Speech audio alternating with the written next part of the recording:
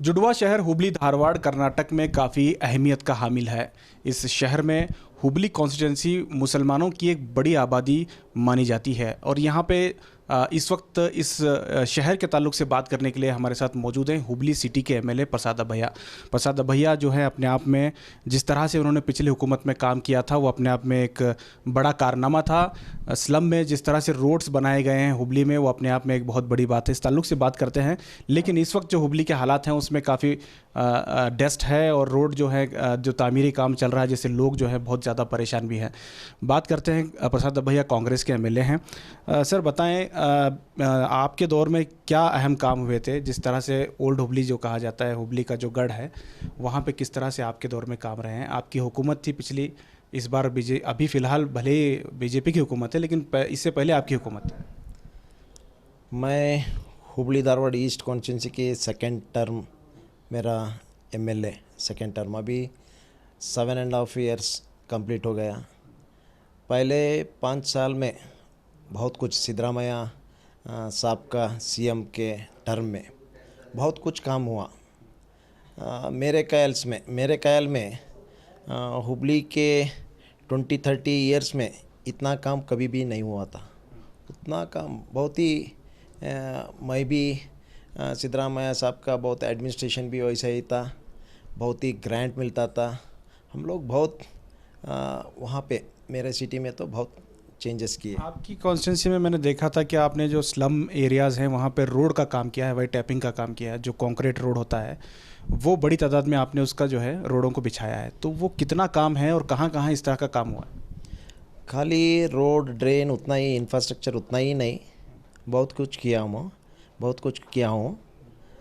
जैसे मेरे कॉन्स्टिट्यूंसी ज़्यादा स्लम्स ज़्यादा है, मतलब नॉर्थ कर्नाटका में हाईएस्ट स्लम्स मेरा ये 40 स्लम डिक्लेयर्ड स्लम है और एक 20 अनडिक्लेयर्ड स्लम भी है, 70% स्लम है। वहाँ तो पहले कभी भी इतना काम तो नहीं हुआ था।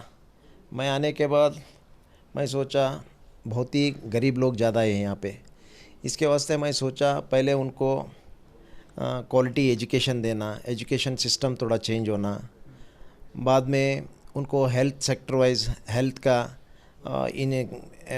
वो हॉस्पिटल्स है वो सब अपग्रेडेशन करना, बाद में उनका लाइफस्टाइल में थोड़ा चेंज होना बोल के इंफ्रास्ट्रक्चर देना बोल के, रोड्स ड्रेन यूजीडी ऐसे बहुत कुछ 100 मेरे ख्याल से 500 to 600 करोड़ का वहाँ तो काम किया हूँ। पहले सब लोग बोलते, मैं नहीं, बहुत लोग सब लोग बोलते रहते हमें पहली बार इतने काम यहाँ पे देख रहे हैं। पहले हम लोग 20-30 साल से हम लोग देख रहे हैं, पहले कोई भी इतना इंटरेस्ट लेके इतना ग्रांट लेके कभी भी इतना काम तो कभी भी नहीं हुआ बोल के सब लोग बोलते हैं। मेरा भी एम था अभी हम लोग ऐसे ही खाली नाम के वास्ते एमएलए नहीं बनना, कुछ तो गरीबों का एक अपॉर्चुनिटी मिले हम लोग एमएलए बन के, एक बार नहीं 2 बार।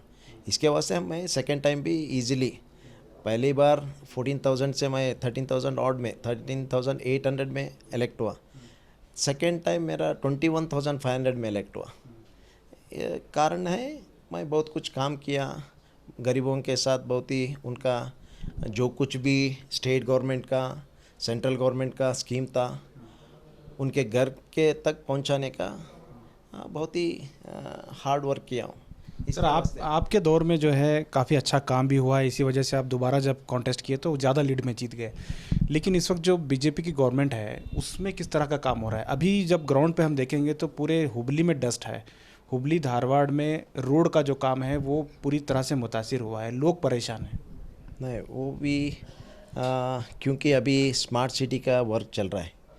सिद्धरामैया के गवर्नमेंट में स्मार्ट सिटी मतलब state government 50%, central government 50% contribution रहता है, उसमें इम्प्लीमेंटेशन का पूरा अधिकार स्टेट गवर्नमेंट का रहता है। इसके वास्ते हमारा गवर्नमेंट था ना, तभी मैं बहुत कुछ सोचा।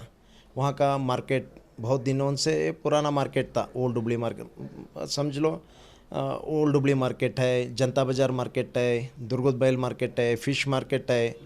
ये सब का मार्केट का 50-60 साल से ऐसे ही है। वो चेंज करना बोल के मैं पहले वो स्टेप लिया।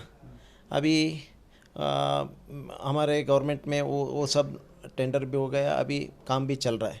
अभी जनता बाज़ार का काम भी चल रहा है, ओल्ड डिबली का भी अभी वो भी स्टार्ट हो जाएगा, और फ़िश मार्केट अभी चालू हो रहा है।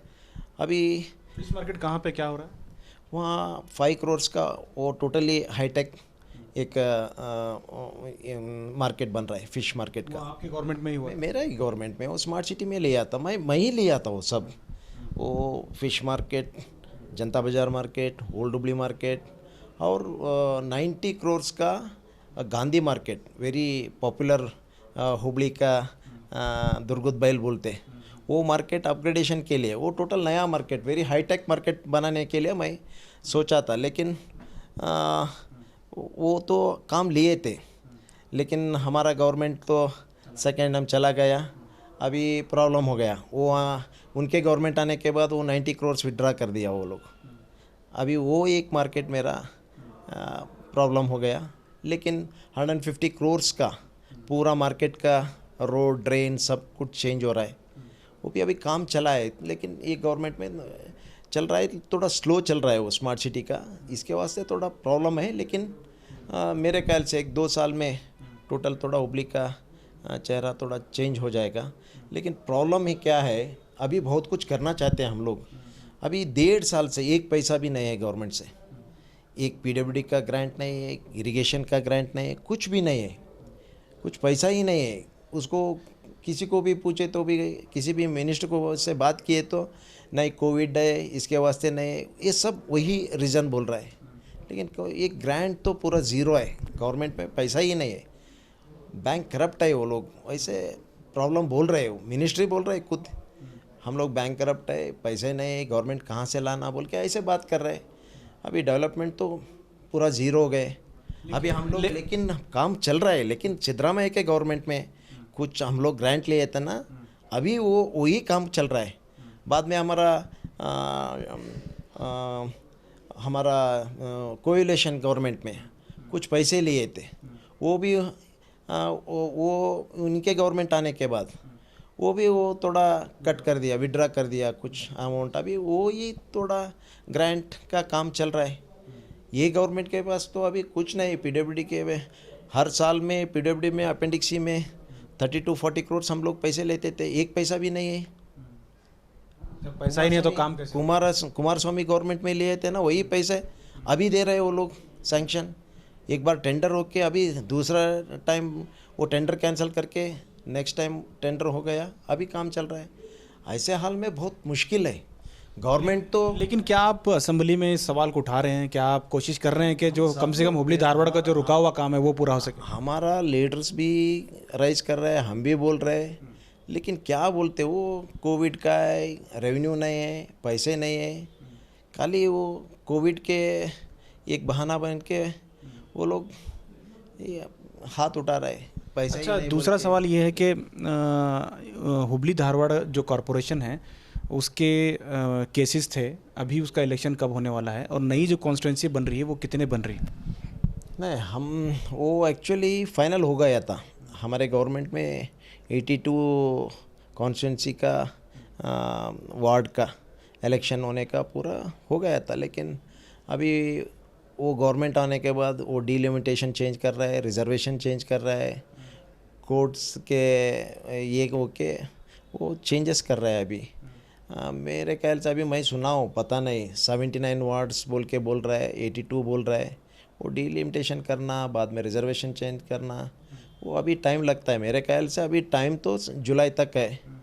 कोई कोर्ट गया तो वो दिसंबर तक भी जा सकता है। प्रॉब्लम तो बहुत कुछ है, लेकिन गवर्नमेंट सीरियस नहीं है। वो कुछ काम करने के सोच भी नहीं रहा है। कुछ गरीबों का क्या प्रॉब्लम्स है, क्या है, कोविड का कितना प्रॉब्लम है, वो फ्लड्स आने के बाद उनका प्रॉब्लम्स कितना है। अभी घर बहुत कुछ घर का वो इंस्टॉलमेंट में नहीं आ रहा है, पेंशन नहीं आ रहा है, गरीबों का रेशन कार्ड नहीं मिल रहा है, सब पूरा कुछ बोल नहीं सकते गवर्नमेंट। मेरे ख्याल से ये आफ्टर इंडिपेंडेंस फर्स्ट टाइम इतना बुरा ये एडमिनिस्ट्रेशन हाल हम लोग पहली बार देख रहे हैं। बहुत ही मुश्किल है, इकोनॉमी इतना गिर गया, जीडीपी ग्रोथ नहीं है, लेकिन फिर भी बोल रहा है सेंट्रल का कुछ ग्रांट जीएसटी देने का था वो भी नहीं दे रहा है। सेंट्रल गवर्नमेंट पूरा ये कर दिया, कट कर दिया। अभी स्कॉलरशिप, स्टूडेंट्स का स्कॉलरशिप का सब कुछ भी नहीं, पूरा कट कर रहा है। एजुकेशन माइनॉरिटी का जो फंड होता है वो भी नहीं आ रहा है। अलोकेशन था ना, वो पूरा कट कर दिया वो लोग। माइनॉरिटी का तो बहुत ही प्रॉब्लम है। वो तो कास्ट का पॉलिटिक्स कर रहा है, माइनॉरिटी का पूरा ग्रांट पूरा कट कर दिया। ऐसे हिंदुस्तान में पहले कभी भी सब लोग एक है बोल के, हम लोग हिंदू, मुस्लिम, क्राइस्ट, पारसी, बुद्ध सब लोग एक ही है बोल के, हम लोग बहुत साल से हम लोग ये एक साल इकट्ठा होके हम लोग एक हिंदुस्तान, मजबूत हिंदुस्तान बने हैं। लेकिन अभी ये पूरा डिवाइड कर रहा है, पाकिस्तान के नाम पे, अभी चाइना के नाम पे, हिंदू, मुस्लिम, क्राइस्ट बोल के पूरा डिवाइड कर रहा है। सर एक सवाल ये भी है कि हुबली जो है हमेशा से जो है वहाँ पे मुसलमानों की आबादी अच्छी खासी है, वोटर्स काफ़ी बड़ी तादाद में है। वहाँ ये कहा जा रहा है कि हुबली में मुस्लिम लीडरशिप डाउन हो रही है, तो क्या कॉरपोरेशन लेवल पे यंग लीडर्स को उभारने के लिए, उनको लीडर्स बनाने के लिए, ऐसा नहीं है कि हमेशा से पुराने लीडर ही रहें, कुछ नए लोगों को भी लेके मुस्लिम लीडरशिप को थोड़ा मजबूत करने की भी कुछ कोशिश हो रही है वहाँ पे? बिल्कुल, अभी वहाँ तो प्रॉब्लम तो है, माइनॉरिटी लीडर्स का बहुत ही सेटबैक हो गया है। क्योंकि पहले एक एमएलसी और एमपी, एक एमएलए, एक एमएलसी, एक एमपी पूरा धारवाड़ कॉन्स्टिट्यूंसी में, ओल्ड धारवाड़ में मिलते थे। अभी तो एक एमपी नए, एमएलसी नए, एमएलए नए, इसलिए थोड़ा माइनॉरिटी लीडरशिप का वहाँ सब थोड़ा सेटबैक हो गया।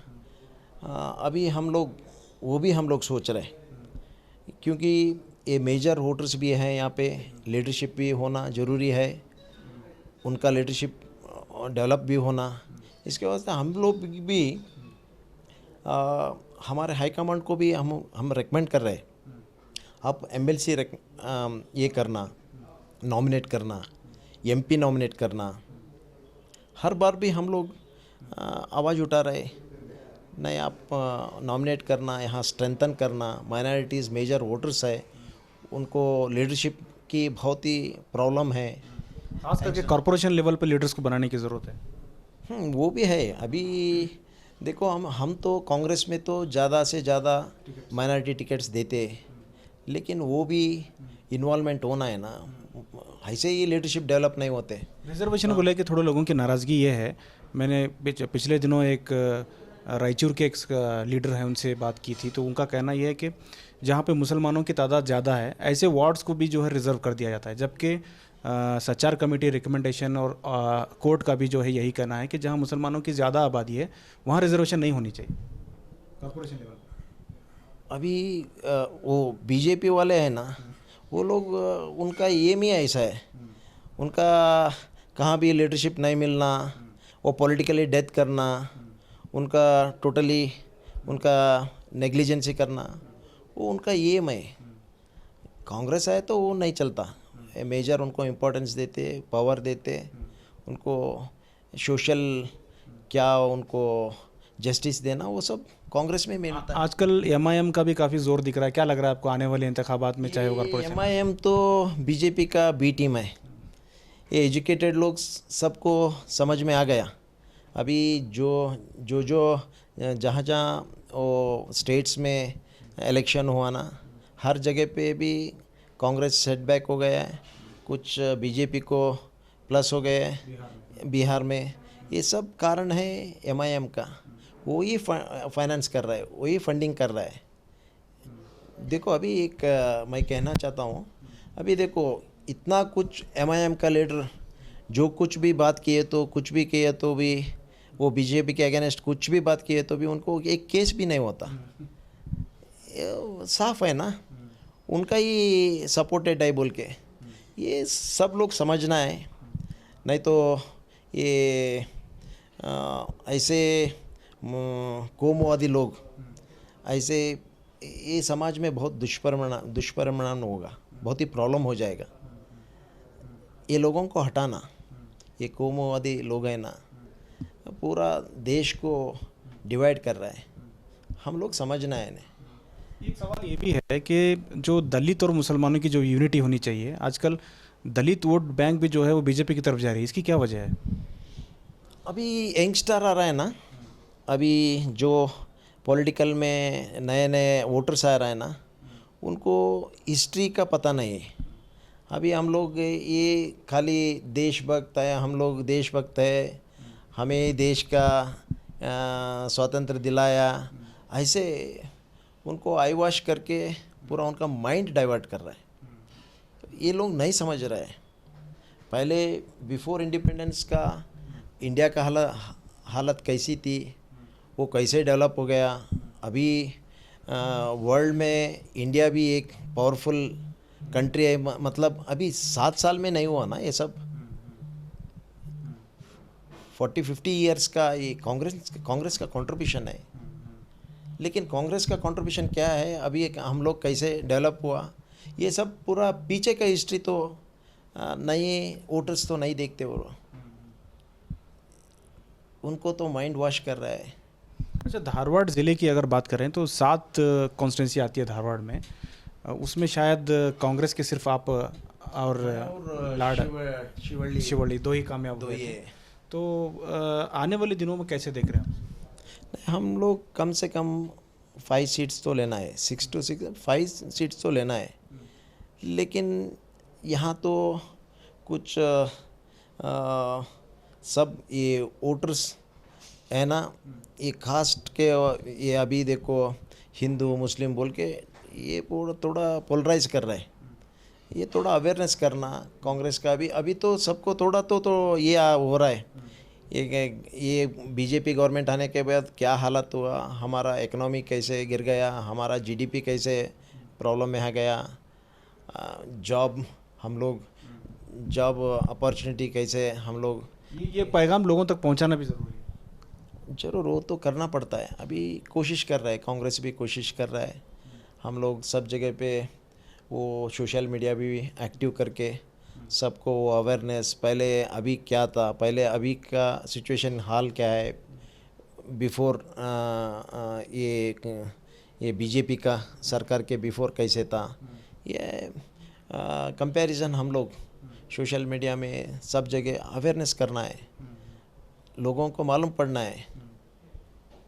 फिर उनका माइंड इतना जल्दी तो नहीं होता है। क्या कहेंगे आप, आखिरी आपका पैगाम क्या है हुबली के नौजवानों के लिए?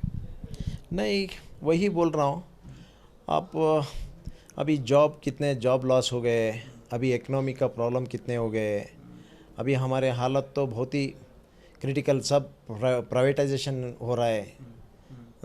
ये रेलवे चला गया, एयरलाइंस चला गया, अभी BSNL का ख़त्म हो गया, नेशनल बैंक का सब मर्ज हो रहा है, अभी रोड्स का, पोर्ट का सब प्राइवेटाइजेशन हो रहा है।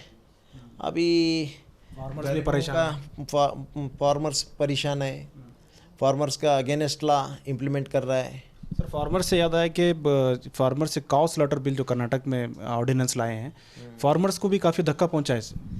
100% ये लॉ तो पहले ही है, ये क्या नया लॉ नहीं है, लेकिन ये लोगों को समझ में नहीं आ रहा है। पहले सिर्फ गाय के लिए था, अब वो बफेलो और भैंस बैल सब ला दिया हाँ, कि ये थोड़ा खाली पॉलिटिक्स कर रहे हैं लोग, पॉलिटिक्स कर रहा है, पता नहीं चल रहा है उसको।